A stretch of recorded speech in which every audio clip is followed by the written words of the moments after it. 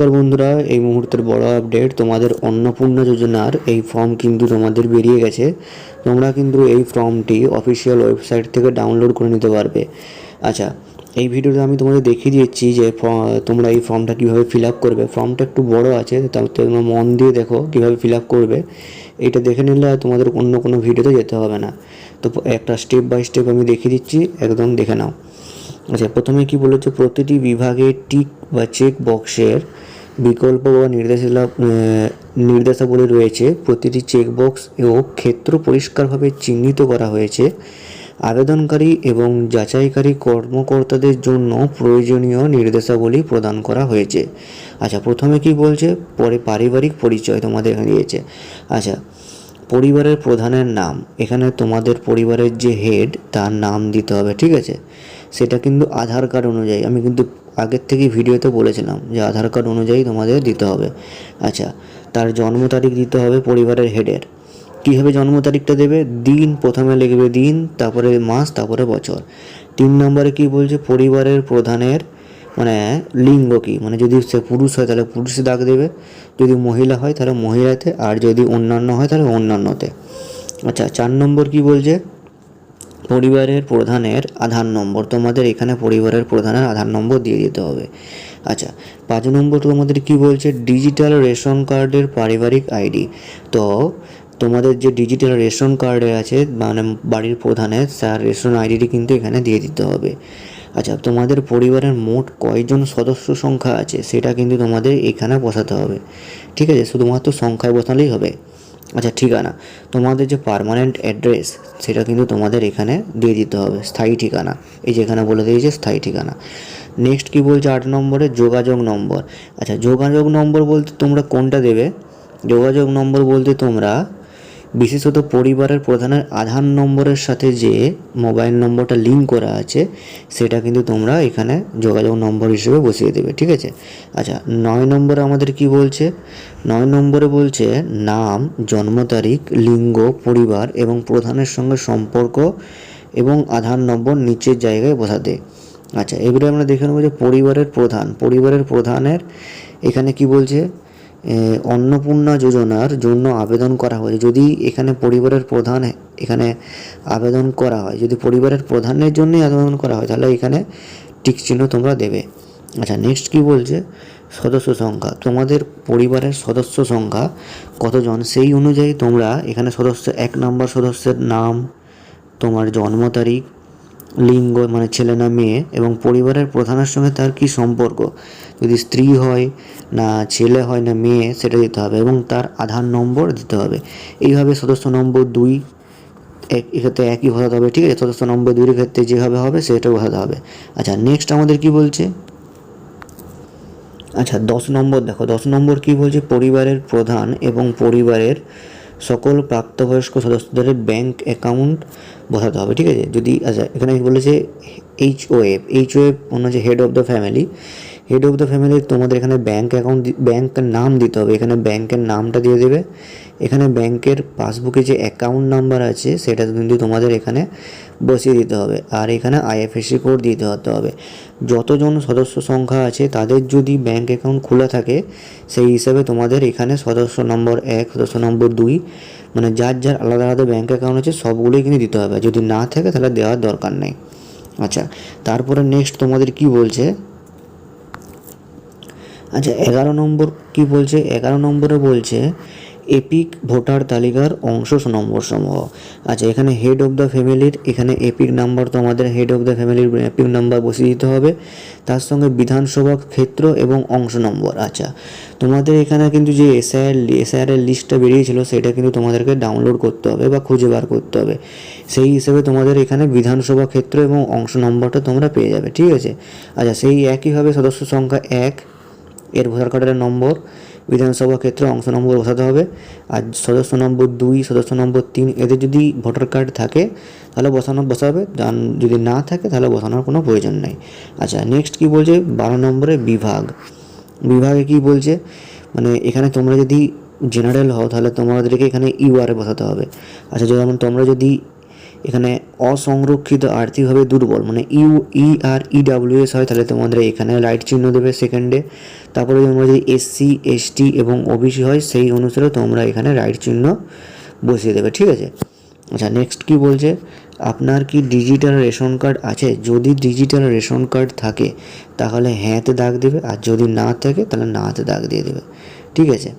আচ্ছা, 2 নম্বর কি বলছে, যদি হ্যাঁ হয় তবে কার্ডের প্রধান উল্লেখ করুন। কার্ডে তোমাদের দেখবে লেখা আছে AAY SPHH RKSY1 RKSY2, যেটা হবে সেটাতে তোমাদের এভাবে রাইট চিহ্ন তোমাদের কিন্তু দিয়ে দেবে, ঠিক আছে। 3 নম্বর কি বলছে, পরিবারটি রেশন দোকান থেকে মাসিক রেশন তুলছে কিনা। যদি তোমরা রেশন দোকান থেকে মাসিক রেশন তুলো তাহলে এখানে হ্যাঁ দিবে, আর যদি না তুলো তো না দিয়ে দেবে, ঠিক আছে। আচ্ছা, নেক্সট কি বলছে, বাড়ির এখানে সম্পদ। নেক্সট কি বলছে, গয়েতে সম্পদ, বাড়ির ধরন বা আপনার বাড়ি থেকে 3 বা তার বেশি পাকা ঘর আছে, যদি থাকে তাহলে হ্যাঁ দেবে, আর যদি না থাকে তাহলে না দেবে। আচ্ছা, পারিবারিক জমির মালিকানা, জমির নামটা কার নামে আছে সেটা দিতে হবে। পারিবারিক জমি, যে তোমরা যদি নিজস্ব জমি থাকে তাহলে এখানে হ্যাঁ দেবে, আর তোমরা যদি ভাড়া বাড়িতে থাকো তাহলে কিন্তু এখানে না দিয়ে দেবে, কোনো ঝামেলা নাই। আচ্ছা, এখানে যদি তোমাদের নিজস্ব বাড়ি থাকে মানে জমি থাকে তাহলে কি বলছে, পাশে দেখো লেখা আছে রেজিস্ট্রেশন নথি, মিউটেশনের কপি এবং ROR হালনাগাদের তারিখ সহ সর্বশেষ জমির রেকর্ডের কপি তোমাদেরকে দিতে হবে।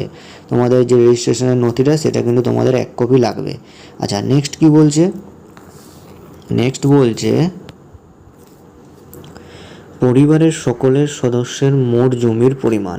প্রত্যেক সদস্যের যদি আলাদা আলাদা জমি থাকে তাহলে সেটার মোট কত পরিমাণ জমি আছে সেটাকে তোমাকে শতকে হিসাব করে সেটাকে এখানে লিখতে হবে, ঠিক আছে।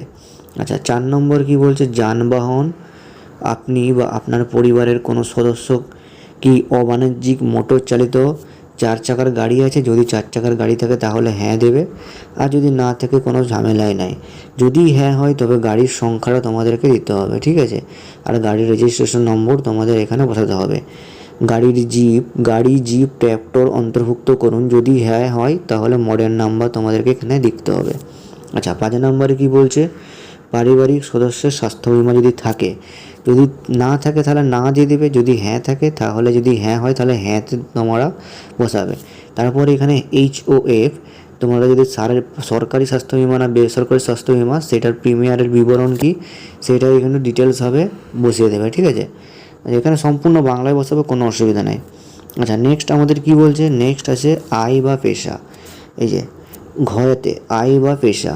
আচ্ছা, 1 নম্বরে কি বলছে তোমাদের এখানে, কোনো সদস্যকে কি আয়কর বা পেশাগত কর প্রদান করেন। তোমরা কি ইনকাম ট্যাক্স প্রদান করো? যদি ইনকাম ট্যাক্স দাও তাহলে এখানে হ্যাঁ বসিয়ে দেবে, আর যদি না দাও তাহলে না এখানে বসাবে, কোনো ঝামেলাই নেই।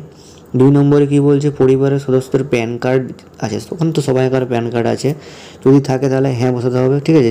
যদি থাকে তোমরা হ্যাঁ বসিয়ে দেবে এখানে। আচ্ছা, এখানে যদি থাকে মানে সবাইকারই আছে ধরে নাও, তাহলে এখানে HOA মানে নাম, হেড অফ দ্য ফ্যামিলির নাম বসাবে, এখানে প্যান নম্বর দিবে। আচ্ছা, এবারে যার আছে সেই অনুযায়ী নাম আর প্যান নম্বর এইভাবে পরপর বসিয়ে দেবে, ঠিক আছে। আচ্ছা, তারপরে কি বলছে, তারপরে 3 নম্বর আমাদের বলছে কর্মসংস্থানের ধরন, মানে কে কী কাজ করে সেটা জানতে চাইছে, আর কিছু নয়। পরিবারের প্রধানের ক্ষেত্রে এখানে বসাতে হবে। পরিবারের প্রধান যদি সরকারি ক্ষেত্রে কাজ করে তাহলে সরকারি ক্ষেত্রে বক্সে লাইট চিহ্ন দেবে, আর যদি বেসরকারি ক্ষেত্রে বেতনভুক্ত কর্মচারী হয় তাহলে সেই ক্ষেত্রে এই বক্সে রাইট চিহ্ন দেবে তোমরা, ঠিক আছে। সেই অনুযায়ী যদি পরিযায়ী শ্রমিক হয় তাহলে পরিযায়ী শ্রমিককে বসাবে, বেকার যদি হয় তাহলে বেকার বসাবে, ও অন্যান্য কিছু কাজ করে সেই অনুযায়ী তোমরা বসাবে। আচ্ছা, সেইভাবে একইভাবে সদস্য নম্বর 1, সদস্য নম্বর 2, এইভাবে তোমরা কে কী কাজ করে সেটা বসিয়ে দেবে। আচ্ছা, তারপরে আমরা চলে যাব নিচের দিকে।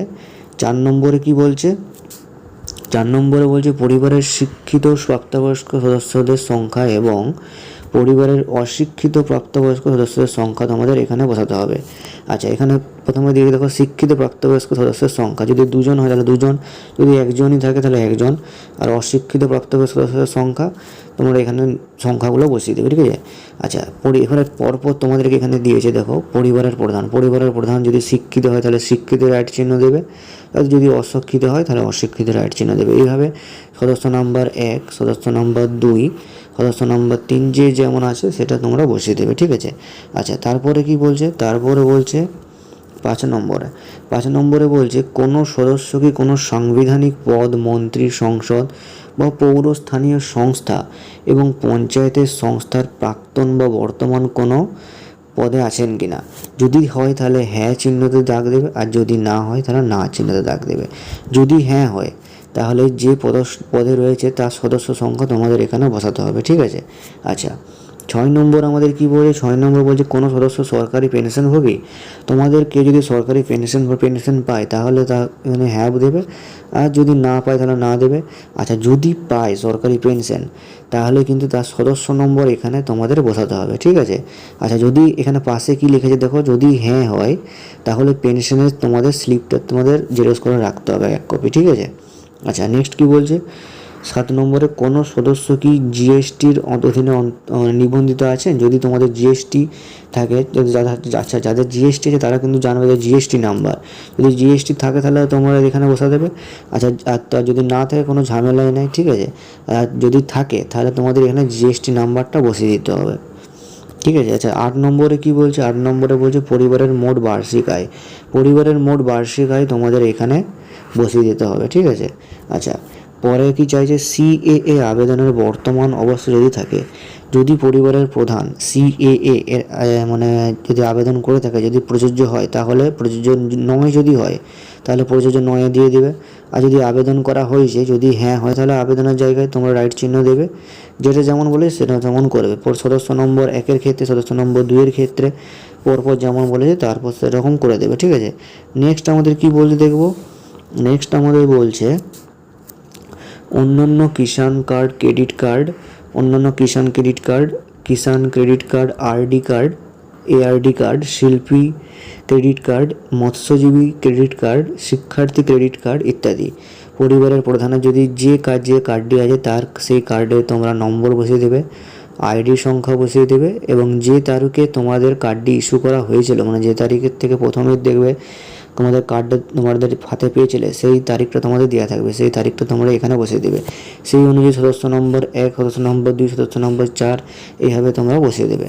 আচ্ছা, 3 নম্বর আমাদের কি বলছে, যদি এসআইআর এর নাম বাদ পড়ে থাকে তবে মামলাটি ট্রাইব্যুনালে বিচারাধীন কিনা। যদি এটা প্রযোজ্য হয় তাহলে প্রযোজ্য নয় দেবে, ঠিক আছে। যদি প্রযোজ্য না হয় তাহলে না দেবে, যদি হ্যাঁ হয় তাহলে হ্যাঁ দেবে। তোমার মামলার বিবরণটা তোমাদের এখানে লিখতে হবে, সম্পূর্ণ বাংলায় লিখবে, কোনো ব্যাপার না। আচ্ছা, নেক্সট আমাদের কি বলছে, নেক্সট বলছে সামাজিক মর্যাদা এবং নির্ভরশীল ব্যক্তিগণ। 1 নম্বর আছে বিদ্যালয় অধ্যয়নরত পরিবারের সকল শিশুর বরণ।